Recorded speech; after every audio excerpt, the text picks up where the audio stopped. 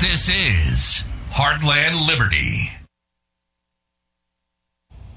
Good evening to all our viewers. Welcome to Heartland Liberty. I'm Dan Meredith, your host.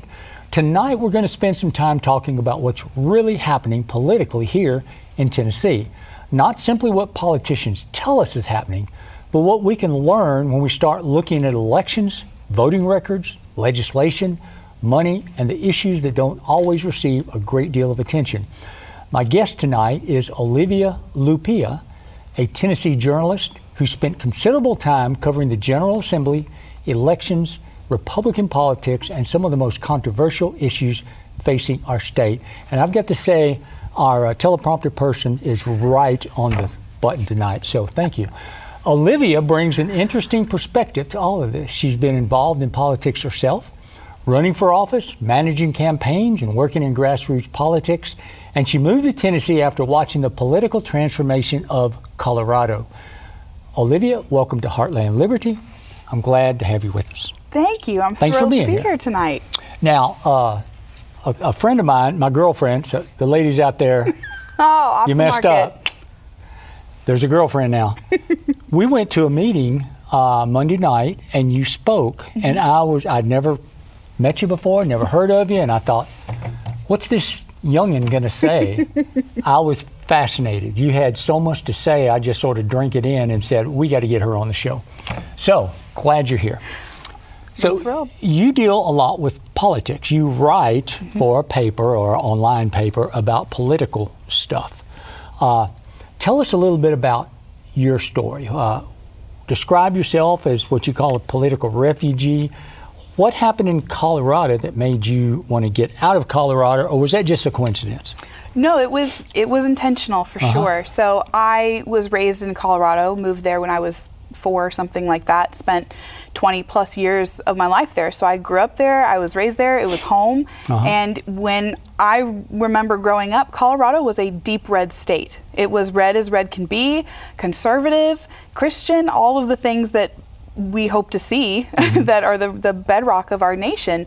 And over time that started eroding. There were a lot of factors that led to it, but really basically what happened is the Democrats saw Colorado, they developed a plan how to overturn it, and they did it. And ultimately, even though it was kind of a slow crawl, we'd like to say, oh, it kind of happened slowly over 20 years, it really didn't. It took them less than 10 years to infiltrate, flip, and completely destroy a beautiful conservative state. And this wasn't just a coincidence. They had a plan. They said, here's our plan, we're going to get here, and they did it. Yeah, absolutely. So for viewers that think that the left doesn't do that, they do. Guess who they're looking at now? Yep. What state are they looking at now, Olivia? I would have to say Tennessee. Tennessee. Yes. They've got a plan, and they're going to turn us if people don't wake up. Absolutely. Absolutely. That's 100% true. And I think political refugee is really the exact phrase, because that's what I think my story in that sense is not unique. There are a lot of people who fled California, who have been fleeing Colorado, New York, a lot of Democrat states who have the intention of coming here to vote correctly. There are a lot of people who leave because they don't like the climate that they helped create, but then they come and they bring their blue policies with us.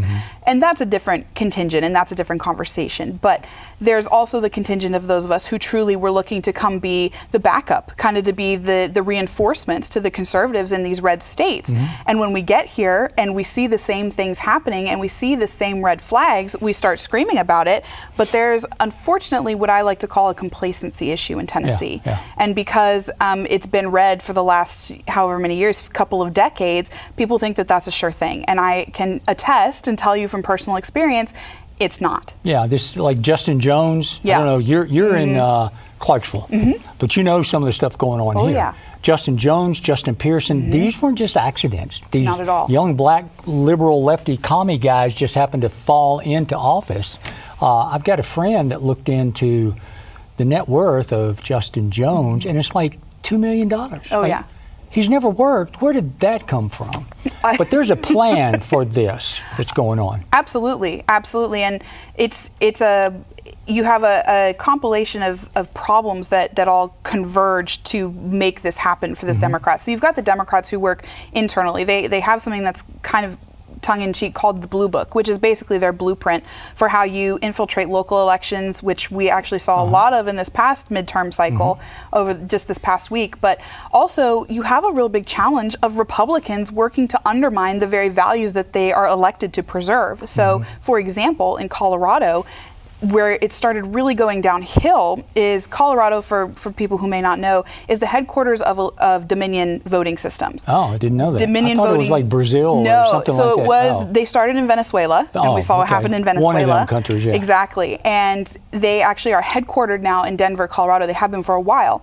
And what facilitated that being able to happen was the Republican Secretary of State at the time signed the contract to allow Dominion to come in and to make it a statewide mandate, basically, that all of our counties had to use this voting system. Wow. And for those not familiar with Dominion, it's the easiest way to steal an election. So Colorado has all mail-in ballots, which is a huge problem. All ballots, or they have machines where you go So and vote? you can, but you're going to be mailed a ballot no matter what. Okay, so they mail them to everybody. They mail them to everyone, sometimes 2, 3, 4 of them, depending, or your cat or your dog or your dead grandma. We've got a person that works at the studio here that moved here from California like 4 or 5 years ago. He still gets ballots sent to him. He could vote in California if he weren't honest. Absolutely. In Colorado, I had moved and I did not change my address with the post office, because they also have this thing there that if you change your address with the post office, they will automatically, with or without your consent, update your voter registration. And they say it's in the name of convenience, but that's a real issue because that's my responsibility. It also goes to tell you how much control they have over your voter registration. So I was receiving a ballot where no one should have known where I was at the time. I mean, in the state office. So you have Republicans bringing in these systems that are literally designed to overthrow governments. That's basically their function and purpose. And for anyone who followed the whole Tina Peters trial, she was Colorado too. She is. I know Tina. For those people that don't know, Tina was an older lady, my age, Gene's age, one of our cast member, our crew members here, an older lady who basically was trying to get into, explain what she did. So Tina was the county clerk and recorder for Mesa County, Colorado. And in Colorado, the county clerks are responsible for the elections. They're the elections administrator. They oversee everything. And Tina did her job, is basically what this boils down to. And what's supposed to happen is any good Secretary of State is going to check all of the logs, because these machines aren't supposed to be hooked up to the internet. They're not supposed to be able to be hacked.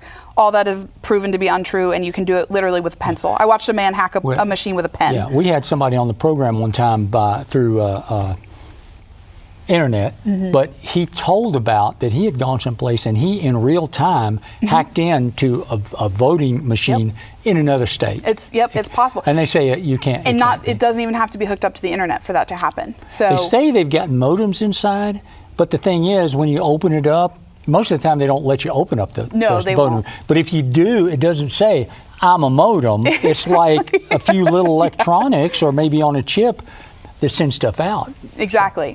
So she investigated it. In her county, she saw some irregularities and said, hey, this is not matching up to what is supposed to be, what I'm supposed to be saying, what's supposed to be this. And basically, she made copies of those logs, which she is by law required to do, so that they have a record, some sort of, a paper trail, if you will, if you want to call it that. It's not. So basically, for doing her job, and because she noticed those irregularities and doing that job, she then became a target because she started to expose these things. So the Colorado government, in essence, cracked down on her and made her a political example to try and to just quench any talk about election integrity. I was part of a lawsuit. Some of the candidates I were working with, including Tina, had filed a lawsuit because there was almost irrefutable proof of election fraud that went all the way up to the Colorado Supreme Court, who declined to hear the case. So that's the level of what happens when not only do you have Democrats who are just sitting there chuckling in glee, when the Republican Secretary of State doing it and your Republican legislators and lawmakers are the ones inviting these things in, that taking a sledgehammer to the foundation of your state. So and Tina went to prison. Yes. Big jail. Big she jail. went to Big girl jail. prison for doing this. Multiple years. And she was several years. She just got out recently. And her sentence was commuted, in essence. Now, her conviction was not overturned, which is a shame. And I think she's working on it. And Tina is I have to say, one of my very favorite people. I admire her so much because when she came out and she gave her first interview, basically the first words out of her mouth were, I need to heal, I need to recoup, and then I'm right back in the fight. And I admire that so much about her. Okay, what's Tina's number? I hear, right? We need to Next all time you send talk text to to her, Tina. tell about this world famous TV show here in Nashville, because we would love to. We did get Laverne's, I forget her last name. We interviewed. She was a J6er that was. She went in to pray. Rebecca Laverne's. Yeah. I know Rebecca. Laverne's, yes, yeah. I love Rebecca. I got a hold of her son. Yeah. And the judge had told her she can't get on the internet for a year. Yep. And she owns property. She got a bank on the internet. She had to stop all that. So we had to rig it up to where she couldn't get on the internet to talk to us. So we had a split screen, and one was a still shot of her, and she was on the phone talking to us. And her son was actually being on the TV screen, but she was doing most of the talking. Her sentence was unbelievable. She literally did nothing wrong. She was invited in by the Capitol Police, walked in to pray, walked out, and the judge, made her life, put her on house arrest, and made her life nearly impossible just because he felt like she needed to be made an example of. So yes, Rebecca is very near and dear. She's a wonderful, precious spirit. I understand that they talked to the judge and said, how can you do that? You know, you're keeping me from doing my business and all, and he said, I can send you to jail. Would you rather have that? Like, basically. What? Yeah. That's the way we've had. Well, she had her trial in D.C., so that was part of the problem too. Is so she was not granted a jury trial, and they were all bench trials. So there was a huge miscarriage of justice with so much of all that went on. We've got lots of friends of the show that are J6ers that have been on here, and I think pretty much any of them that have tried to change the venue and come to some place like Tennessee, the judge wouldn't allow it. And up there, you've got all of these minorities that are in D.C. who, when they were walking around on the street, they had all these fences and stuff, so they blamed it on the J6ers. If it weren't for you, we'd be able to walk our dogs. And so everybody in the jury pool was against them. Exactly. And they tried to get out of there, and the judge said, some judge with some... It wasn't Jones, wasn't Lupia. Certainly, a good Italian name. Was not. It was one of those foreign names. So exactly. I'll get in trouble here, but I stay in trouble. So you know some of these folks, and Colorado seems like a hotbed of that, and they're working on Tennessee. They are. And our viewers have to get serious about this. This last election, we had things that a lot of our folks didn't like. And so they're saying, well, we're just not going to vote anymore. Yeah. What's going to happen if we just set aside and let the left do their thing? Yeah, we can't.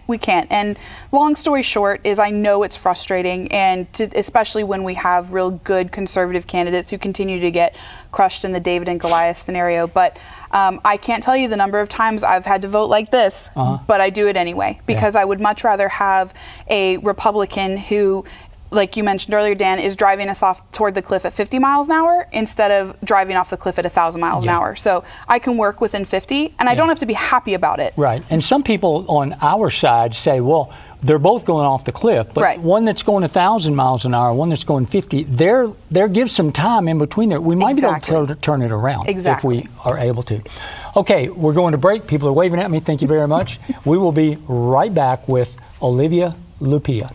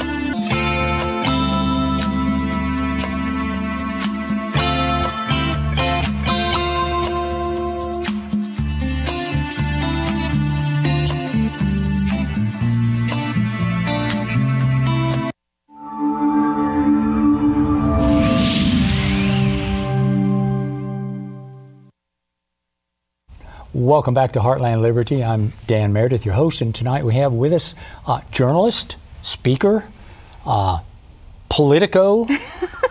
What else can we call you? What else can you call? You can call Very me. smart young lady, and we're glad she's here.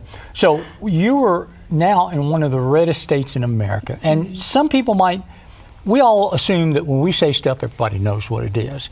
People that red means very conservative. Blue means liberal, Democrat, commie, whatever, anti-American. But Tennessee is one of the reddest states, but then you saw this happen in Colorado. Do you see any of the same warning signs that you saw there that's going on here? Absolutely. And I do want to caution people, we shouldn't all jump on the panic bus. There's a time and a place to get serious, but there's also a time and a place to remember the big picture.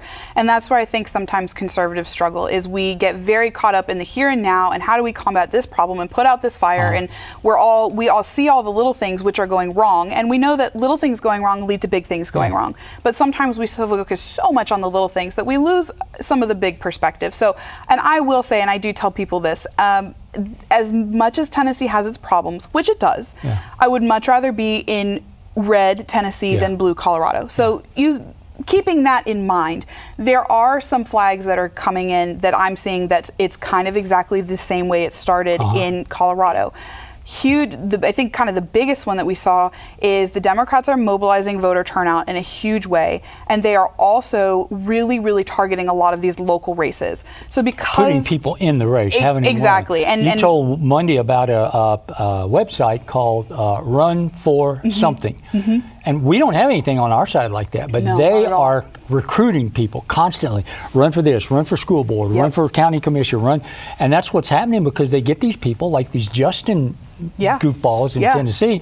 They didn't just fall out of the sky. Somebody brought them and put them here and said, here, you run for that. Yeah, and they're recruited right out of high school, right out of college, even older. And the thing, like Run for Something, which is in essence a socialist Democrat candidate training ground, is they'll take you. If you're willing to step up and willing to go into the role, they're like, hey, we can work with that. We can manage it. We'll help you get the funding. We'll help you develop a platform, whatever. No matter if you're good or not, if you got good ideas, they just want a warm body because they can fix everything else. They don't care if you believe anything. They just want you in there. Not at all. That way they can, do the puppet strings. Exactly right. So what is concerning to me is, like I said, I think number one, the biggest thing is the complacency that I see out of a lot of Republicans and conservatives in Tennessee. And I will remind people, I might be young, but Tennessee was blue almost within my lifetime. It wasn't too long before I was born that Tennessee was a blue state and had been for decades and decades and decades prior to that. It wasn't the same kind of blue as we have today. Different blue. But they were Democrat. But blue nonetheless. And the challenge is when you go to the blue that this kind of blue wave that we're seeing is today, it's a different very blue. Hard to come back from that. Not impossible. Through Christ all things are possible, truly, but it's very difficult to recover from that. So you have this complacency, and then you do have the Democrats who are they don't make a secret that they have a blueprint. They don't try and hide this. They don't make a secret of it. National Democrats are talking specifically about targeting Tennessee. They think there's a lot of even federal seats potentially that are vulnerable in Tennessee, especially with the redistricting that happened this past year that the legislature did to crack Memphis into 3 districts, which is fine. I'm never opposed to taking advantage of a political maneuver. There is tactical advantage to that. And it's not illegal. So absolutely. So why not? There was a big plan, again, that I wasn't a fan of, that as much as I thought it was okay to crack Memphis, there was, I think, some strategic, and I can't say for sure, I'm not invited to the closed door meetings, so I can't say for sure. Like me. Right, you're on the inside. I know, you're on the inner circle, but I still have to listen with the cup. I don't even know they're having the meetings. At least you know there's a meeting. They don't want me, for sure. A lot of them walk the other way when they see me coming, so that's okay. But is that they also strategically reworked Andy Ogle's district. So we've got Republicans working against conservatives, pairing on the same time these Democrats, huge spending into Andy Ogle's race to unseat him from a left-wing PAC. So you've got the establishment, Bill Lee, that contingent propping up Charlie Hatcher. You've got the left-wing PAC spending millions of dollars. Over a third of this one PAC's particular spending went to unseating Andy Ogle's. So those are red flags. And then the infiltration of targeting the local elections, that's how they start. It's not likely in this political, like where we are in Tennessee with the supermajority Republican control of the legislature, that they're going to be able to overturn that supermajority kind of in one fell swoop. So they're going to keep picking at those House seats, which a couple of them might flip if Republicans don't come out and vote in the general. But they really start chipping away at the local elections, which affect your day-to-day. That more than anything is what affects your day-to-day. In my county, Montgomery County, we just lost the county commission by a lot. It was a relatively even split between Republicans, Democrats, Independents. Now the Democrats control the county commission 11. We have 21 seats. They now control 11 of them. That's a big deal. People think, well, I'll vote for president, I'll vote for senator, and they don't realize, when you complain about property taxes, it ain't the people in Washington doing that. Exactly. It's the people in your city that are taxing you and raising and raising and raising. Exactly. And in Nashville, we just got, basically many avowed leftist communists that are on the county commission. And people just don't care. They just say, well, I'll vote for president.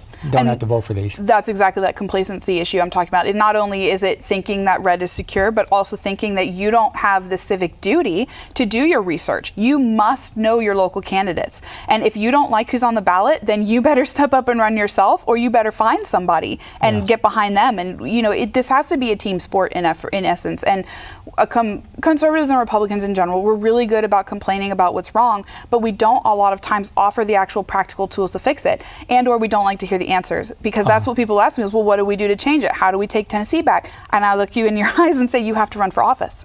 Or if it's not you need to pray about it. Obviously, you don't want to go where God's not leading you, but you need to find somebody to run for school board, for this, for that, for county commission, for city council, those kinds of things. So Ogles, did that race surprise you? What went on there?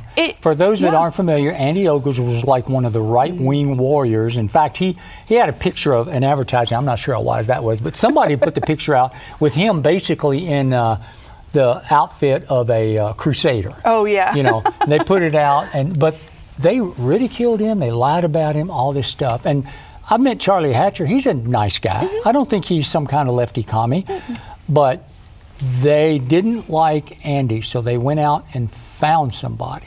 And what were Charlie's qualifications? Well, he served as a person in Bill Lee's government, and he raises milk cows.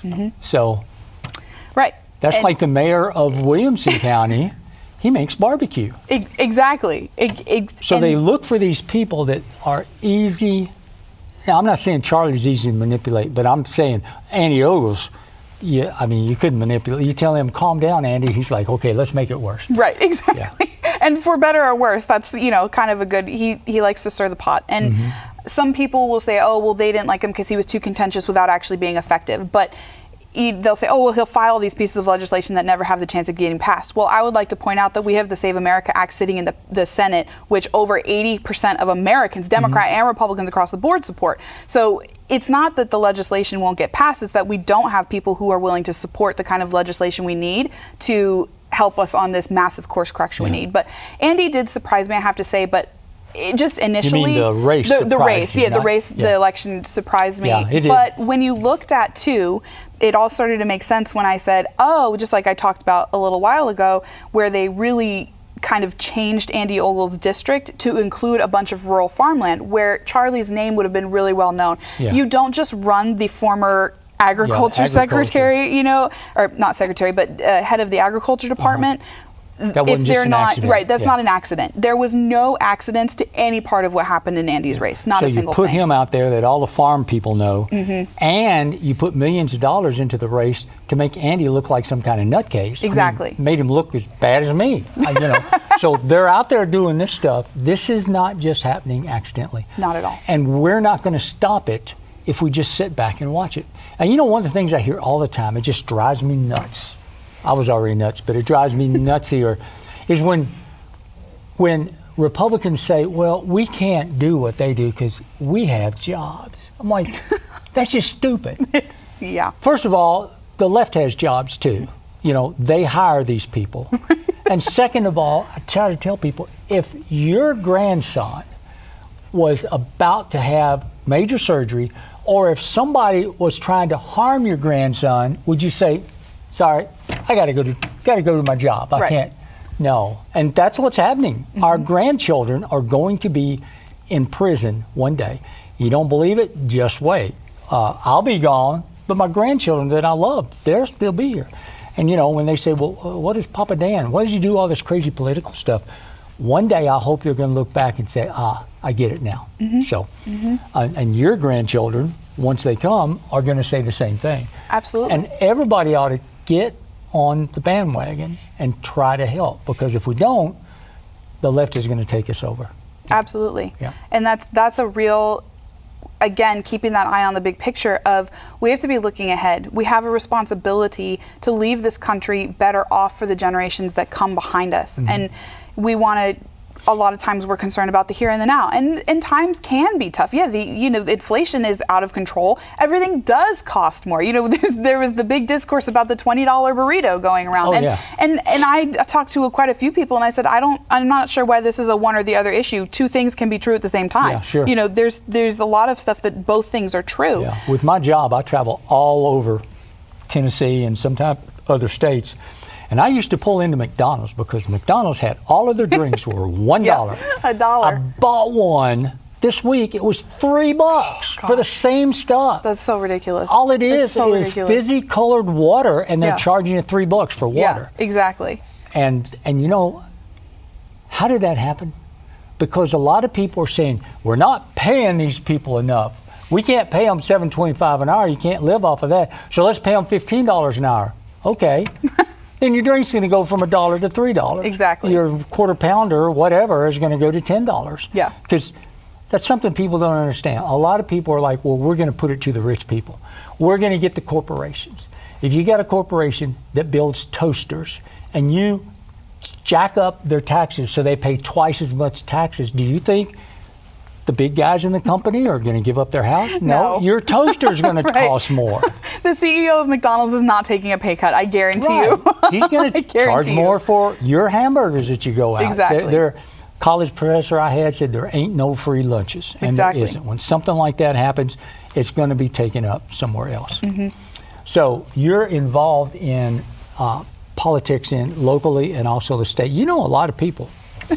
We were talking before the show. A lot of the people that have been on the show, you're like, oh, yeah, I know them. So that's a good thing. It's good to be around these folks. I told some of the people on our team this last week, isn't it neat that we've met these people? And have you ever met and talked with Marcia?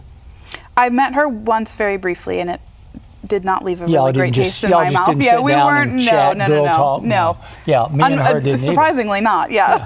I met her, stood there and talked to her, and she looked at me like, I don't know if you're alive. So, okay. But some of the local people, folks don't realize you can go down to the state capitol and you can knock on their door and say, hey, Monty, how you doing? Hey, Gino, how you doing? You can talk to these people. And it's important to do that.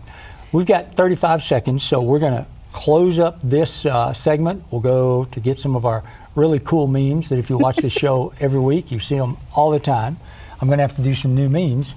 And then we'll be right back and talk more with Olivia Lupia about her role and what she's found out about Tennessee politics and some answers. We'll be right back.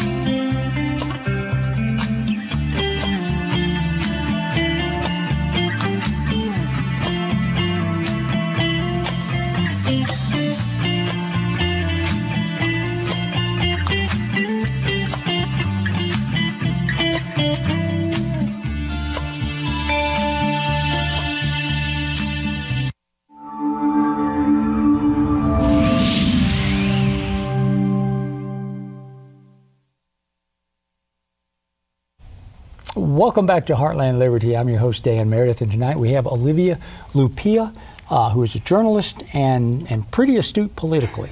So, as I said, heard her speak the other night and just had to have her on the show. In Tennessee, we have a particular problem because we think we are a red state, but we've got a lot of people that are called by some of our folks rhinos, Republican in name only. And for those of you that write on the internet, rhino does not have an H in it. That's the big animal with the horn on his nose. R-I-N-O, Republicans in name only. Yes. And we got a lot of those. People that are left of center, maybe far left of center, but they're being elected as Republicans, but they aren't standing with Republicans. So is that, have you seen that other places, or is that just here, or what do you have to say about these folks? No, there are rhinos everywhere, definitely. When I talked about Colorado and the Republican Secretary of State bringing in Dominion, he was a rhino. So they're going to be wherever you are. And so they are an unknown contingent. And I do like to remind people, one bad vote or one position that may contradict with yours, or a few here and there, that's not what makes you a rhino. And that label is getting tossed around a lot now and slapped on people. I just saw someone today, one of our state representatives, actually, I forget which one it was, but I was not pleased because he said, I came up with a new definition for rhino, and it's anyone who says they'll vote in the primary but refuses to vote for the Republican candidate in November. That's not a rhino. That's someone who's There's a lot voting. of people that are holding that view, and I don't like it. I don't agree. I don't agree. Disagree because people don't get that if the left gets in, if this Jerry Green, if she gets in, they're like, well, we got a supermajority. It's not, they don't have any power. They appoint people all over the state. They can totally mess us up. That is a huge component that I think people are not aware of. And I'm so glad you brought that up, because a lot of times it's not even your elected people, the people that you have a say in putting into office. It's the appointed bureaucrats who make so many of the rules, the regulations, the things you follow that affect what you do. I was blown away to move to Tennessee and discover that I don't get to vote for my own Secretary of State. The person in charge of securing my elections is not someone that I get to vote on. They're appointed by the legislature. That's crazy to me. That's absolutely crazy. So when you have rhinos who control the state house, then you're gonna have rhinos who get to appoint these rhino people, these bureaucrats who are moderate, maybe left of center even. And so, like I said, not everyone is a rhino. There are several elected officials who I may not agree with some of their positions, or they've taken some votes that I don't think were the most conservative, but I would not call them a rhino. Right, and that's something that our conservative viewers and our conservative followers have to realize. You don't have to be 100%. I mean, we disagree on everything, on many things. Now, everybody can't be right. There's very few of us. I tell people it's basically you and me.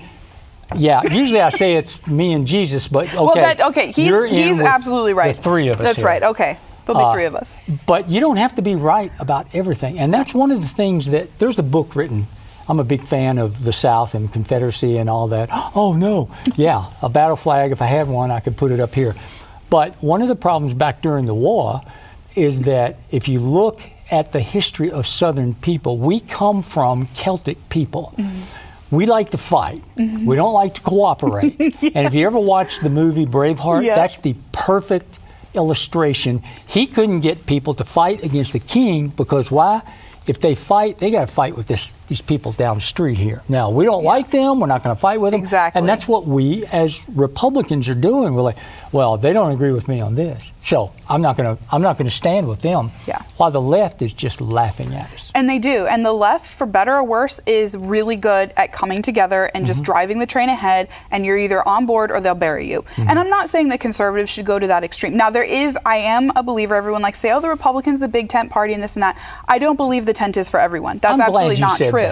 I don't like people saying it's a big tent. There are some people we don't want in our tent. And if we're going to be conservatives, there has to be something to conserve. So if we're constantly moving the goalposts of what conservative means to include more viewpoints, more mindsets, more this, then you're eroding what we're trying to preserve. But that's sort of a tangent. But yes, we do have a lot of rhinos in the state house, a lot. And they not only consistently they campaign on one promise and then they will literally turn around and do the other, or they will actively work to kill. This is what they're very good at. They're very good at this.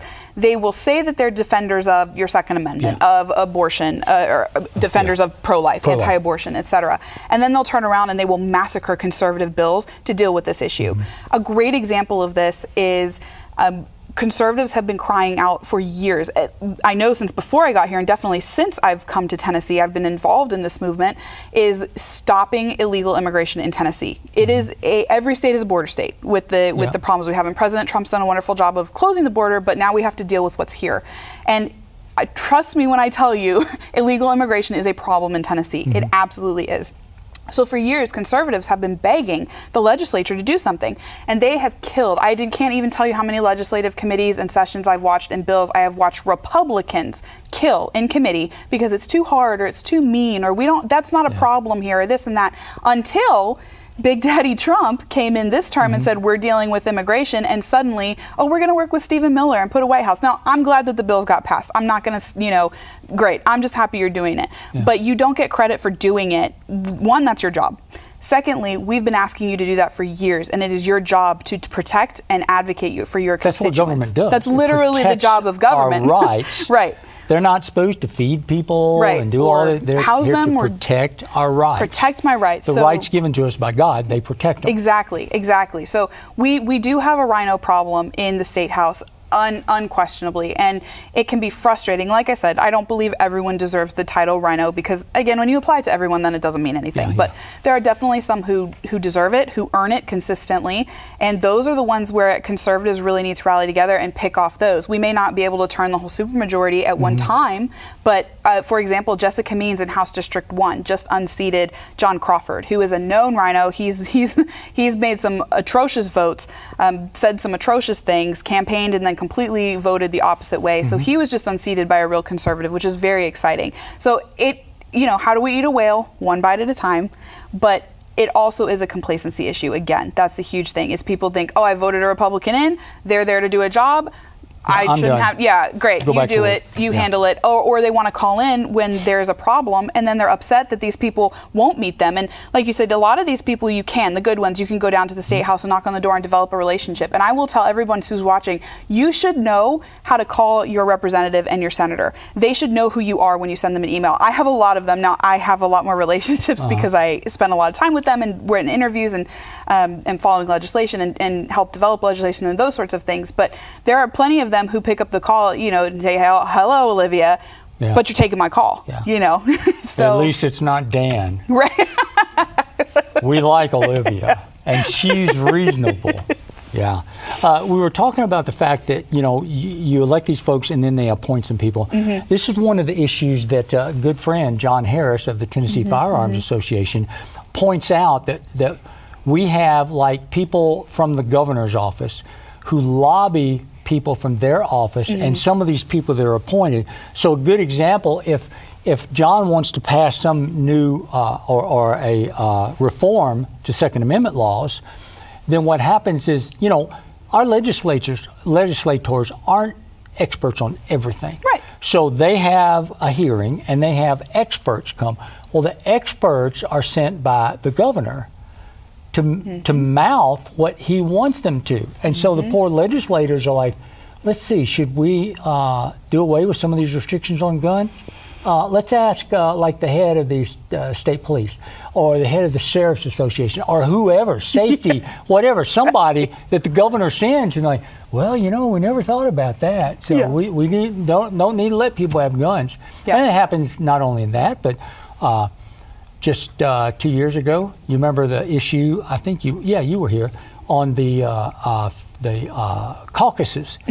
People some counties would have an election, some counties would do like some whole states do.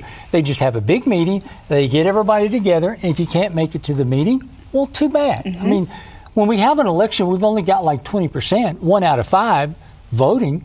So we get a big group together and we decide and the advantage of when people come in the door, we know who they are. Exactly. And if we get somebody that's a Democrat coming into our party to vote, we say, no, you can't come in here. But in the voting booth, we don't know who it is. And in Tennessee, that's two things. Number one, we aren't allowed to have caucuses now. And that was basically a hit at Williamson County. And then the other thing is closed primaries. Tell me about closed primaries. Closed primaries. Tell our viewers what that means. Absolutely. So closed primaries means that you have to register with your party, and your party gets to set what those guidelines are for meeting a bona fide status, or you voted and you can prove that you consistently have voted or supported for this party. Or if you're coming over to change, you can prove that you have left another party for whatever reason. But you have to register with the party. And when people come into Tennessee, they register and they give you a little card and it tells what district this, what district that was. But nowhere on that card does it say Republican or Democrat. No, and it doesn't matter. So when you walk in to vote, they say, do you want a Republican or Democrat ballot? And Democrat can say, I want a Republican. So that's called crossover voting. And that's illegal. And it's technically illegal. It is technically illegal although in Tennessee. Nobody ever gets prosecuted. Because there's no enforcement mechanism. And here's another example of what I was talking about, of these rhinos who say that they're Republican. Oh, I believe in voter integrity. I believe to do this, etc. And they will kill these conservative bills. Conservatives have been trying to get a closed primary. It'd be a party registration bill, which would in essence close the primaries. For years, we came the closest we ever have this year. There was a committee vote that would have advanced it to furthest it had ever gone, and it unfortunately failed by one vote due to some outside circumstances. But that is a huge problem. But I'll tell you why. It's the Republicans who continue to kill this. We have footage of this. I have written articles on it. I have spoken to people who have told me this firsthand, who have evidence, and like I said, I've seen it for myself, that Republican lawmakers will stand in front of a crowd and say, I don't want to close the primaries because I depend on Democrat crossover votes to keep me in office. If you've got a lefty kind of, or left of center, or whatever you want to call him, liberal, rhino, whatever the name is, that's running as a Republican, and then he's got a real hard right person running, and they have a primary, only one of them is going to go to the general. So what they do is these guys say, if we just let conservative people vote, they're going to vote me out of the primary. So what we want to do, because a lot of Democrats, it's just reality, they know Democrats not going to win. So they go and vote in the Republican primary to get the most Democrat Republican. Exactly. It's a huge and these folks problem. don't want to stop that because that's how they get in. Exactly. And again, they'll look you in the eye and say it's not a problem here in Tennessee. Crossover voting is not a problem. Jerry Green, who we were talking about earlier, who is the Democrat candidate for governor, posted a video online telling people to crossover vote, which again is technically illegal. So they're so brazen about breaking the law, it doesn't matter to them. So we've got to close the primaries. That's a huge thing. And the caucus thing, that was a huge blow. Caucusing is an amazing system. In Colorado, that's actually how we did all of our candidate nominations, from a precinct level all the way up to state. And I've had the privilege of serving as a delegate to all of those things. It's kind of like the equivalent of if you go to the RNC convention or those kinds of things. Kind of works the same way. Amazing, because like you said, you know who's walking in the door. There's ways to verify it. And then the people who are in that precinct, neighborhood, area, however big you make them, those are the people picking who are on the ballot. Republicans only picking Republicans, and ensuring that, like you said, if you can't show up, sorry, if you can't take 2 hours one evening to come and decide who should be governing your state, then you probably don't need to be involved in that process anyway. You go to the grocery store, you go to church, you go, all these different, go to the library, whatever. And I know there are some people that, are on a ventilator in bed. Okay, they can't vote. But I hate it. But what is the price of security in our elections compared to convenience? And that's a huge, again, part of the complacency issue that we've kind of been talking about all evening, is that's the thread that runs through this complacency issue, is we're really willing, I'm seeing in Tennessee a lot of willingness to sacrifice sanctity and security for convenience. Yeah, and was it Ben Franklin? If you're willing to sacrifice your safety for your security, you don't deserve either one. You'll lose it. So we're going to be right back after this break and talk a little bit more with Olivia Lupia.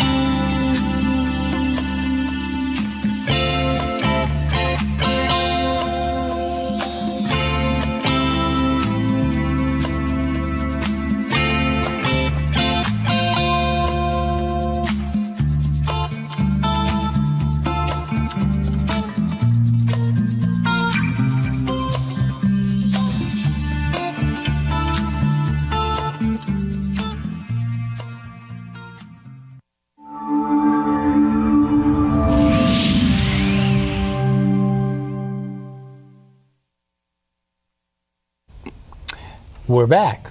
I'm Dan Meredith, your host for Heartland Liberty, and I want to ask you a question. I think you'll like this question. Do you believe Jesus Christ is the Son of God? Absolutely.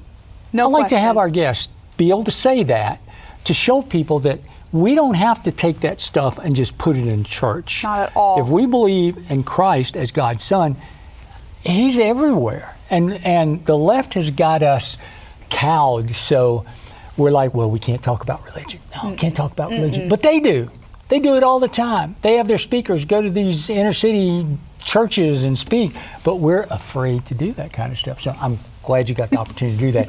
One of the other things that really bothers me about Christians is we on the right, Christian conservatives, say that abortion is killing a human child.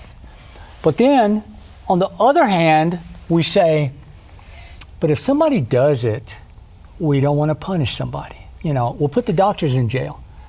But the mothers, we got to be nice because, you know, they're girls and girls, they can't think straight. I mean, how stupid is that? It's really insulting, honestly. Yeah, if a woman says, here's a baby, I don't want it, I'm going to go someplace and have a doctor or somebody else take the life of the baby, then we say, that's okay. We don't want to do anything. What are your thoughts about this abortion issue? I am so glad you brought this up because this is a very touchy subject within conservatism and even within Christianity, and it really shouldn't be. If the idea is that every life matters from conception to natural death, and if we really do believe that, then it makes sense that there are consequences for anyone involved in taking a life of a preborn child. And there was, I think, a lot of this discussion came to the forefront this past legislative session when we had House Bill 570, which was sponsored by Representative Jody Barrett. He's fabulous. He's a great, truly a statesman. And this bill, in essence, would have just said anyone who participates in the abortion of a child, including the mother, is criminally responsible. We have to treat everyone the same. It's called an equal protection bill, right? Because it gives equal protection to those not born and born. It's the same thing. If you kill a 2-year-old, right, you go to jail. You go to jail. If you kill someone that's 2 days before they come out of the womb, you're good. You're good. 2 days after, you go to jail. Even 6 weeks, when a 6-week pregnancy, and so many pregnancies now, the big challenge, like in Tennessee in particular, is the access to the abortion pills. Yeah. So that's a huge deal. It's huge. In the old days, women would go to the abortion clinic. They go in a room, they put them to sleep, they wake up, baby's gone, they go, and in the back room is where they have all these baby parts. Now you got women at home taking these 2 pills, and then they start cramping, and then they sit on the toilet and they look down, and there's a baby in there. Arms, legs, head. What kind of results, what kind of impact is that going to have on these women when they see there's a baby? It just came out of me, and it's dead. Recently, there was a case where someone had that, and the baby was struggling to breathe. And they called the paramedics. They came and they rescued, and that baby's still alive. Yeah. So the baby's alive. The mom tried to stop it, but yet no consequences. We don't want to do anything. Yeah. And I was reading online recently. There was someone, arguing this back and forth. Person after person after person after person. Surprised me. A lot of women that had had abortions, they said, if it had been illegal, I wouldn't have done it. And I have encountered that. So I'll just speak from personal experience. I was very involved in a ministry in New York City called Love Life, and their goal was to get the church to come pray. They weren't a political advocacy organization, but I have stood in front of Margaret Sanger Square, and I have seen women go in, and I have seen boxes of baby parts come out. It was something that makes my stomach turn to this day when I think about it. So I truly call it the human rights issue of our time. Abortion is truly the human rights issue of our time. We have sacrificed more of our children to abortion than any other crisis in history. Right. And the challenge is a lot of the discussion about this equal protection discussion is that both sides, both Republican and particularly Democrats, want to take it way out of proportion and say, well, you want to lock up mothers and give death penalty to moms because everybody they didn't know. And I will tell you, the pro-life organizations are some of the worst at this. They are the ones coming out and helping to kill these bills because they're saying we need to have compassion on these mothers. They didn't know, they didn't this. And like you said, I have spoken to mothers. I can't even count how many. Spoken to different people in churches, in ministry, across the political spectrum who've said, if it had been illegal, and I'd known that I potentially could have had problems, I would not have done it. Yeah. I heard a lawyer this last week get online, and he just talked about all this stuff, and we don't want to do that, we don't want to do that. And he made a point. He said, a DA has to prosecute somebody. Right, exactly. And he said, there's no DAs that are going to do that. And I'm thinking, you're arguing against yourself. Right. Because it doesn't mean that everyone that has had an abortion is going to jail. Exactly. The DA will look at it and say, this mother was forced by her husband or her parents, whatever. We're gonna pass on that. She deserves some problems with that, or some leniency, some mercy. So we'll let that go. But I've seen some of the abolition people have videos of women in front of abortion clinics that say, I'm going to kill my baby. I've seen it. And you think that in person. Oh, well, that person, she's a second victim. The victim. And that's the narrative that really gets pushed, is that women are somehow a second victim. There is room for grace and mercy. Like you said, a DA has to look at the case. A DA has to be willing to prosecute.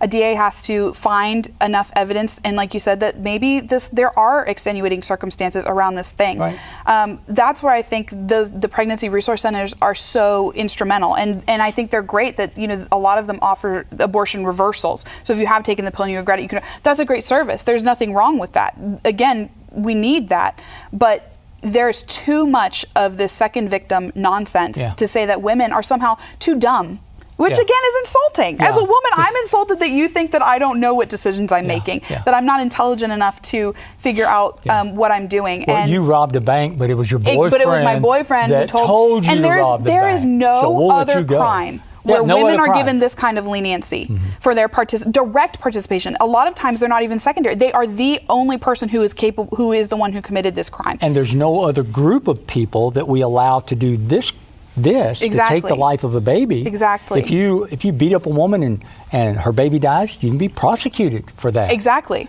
But the woman who says, well, I was one aborted anyway, so that's good. So it doesn't matter. No, wait a minute. It doesn't. And that was so it was a really great thing, and also obviously very frustrating to see House Bill 570, which would have installed those equal protections. Again, based on, you still have a woman who, if a DA even wanted to press charges, is offered the same rights and protections on a fair jury trial, all of the legal steps that have to happen, which is exactly what it should be. We are all innocent until proven guilty. With every other crime. And that's the way it should be. That is what sets the American justice system apart from almost every other justice system in the world. I don't know if you read about this last week. There was a mother, I forget where she was. She killed three of her children. 3 children, and she will not. Now, I think that woman has a good argument for equal protection if she says, look, I killed my children. I was upset. I'm a little cuckoo because I did that. But you're going to put me in jail when the lady across the street did the same thing to her baby 2 days before it was born. In the womb, in utero. Equal protection.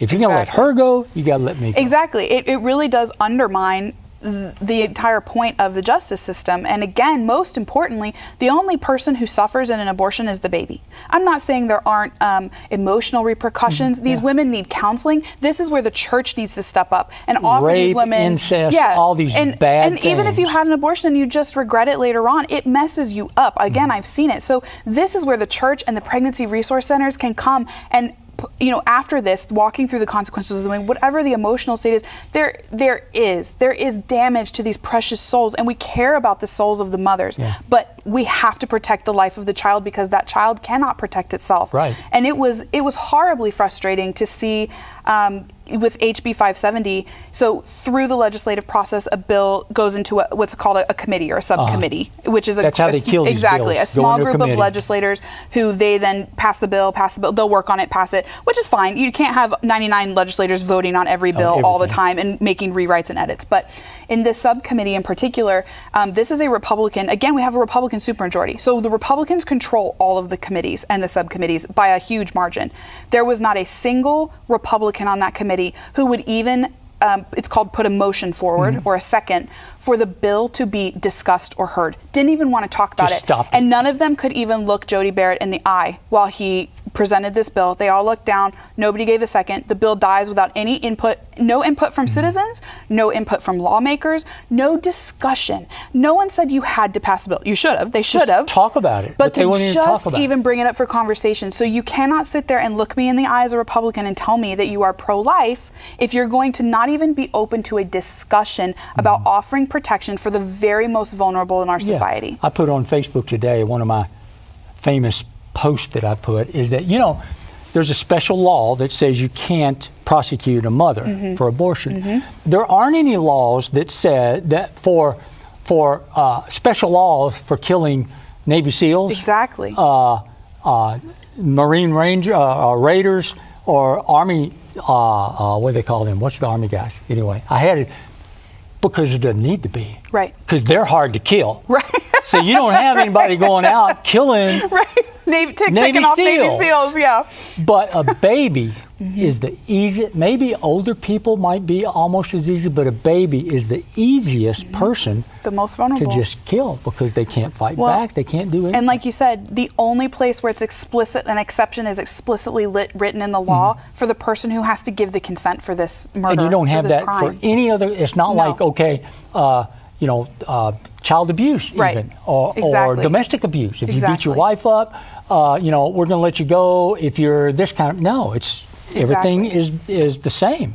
Yeah. But with this, it's a special law. And there, like I said, there is room for grace and mercy and healing and forgiveness and repentance and restoration. But the law, when properly applied, acts as a deterrent. So no one's saying we're going to throw women in jail or give them the death penalty, but there have to be the same legal accountabilities and legal standards as for every other crime, because one, you're undermining our justice system otherwise, and two, we are not speaking up for the voiceless. Right. Which is the most, I can't imagine the grief of the Holy Spirit. Yeah. I really can't. Yeah. And people say, well, you pro-life people, you're just pro-life in the womb. Yeah, yeah. You don't support babies that have been born. I'm like, have you ever looked around at all the adoption agencies?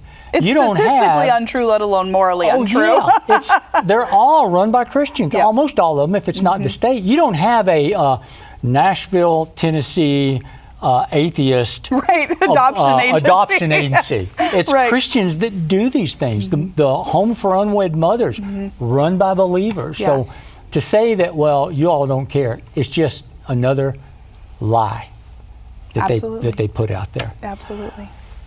Okay, Olivia, if people want to hear more about you or email you or get in contact with you, how would they have a way to talk to you? Absolutely. So what's your phone? I'll tell you her phone number.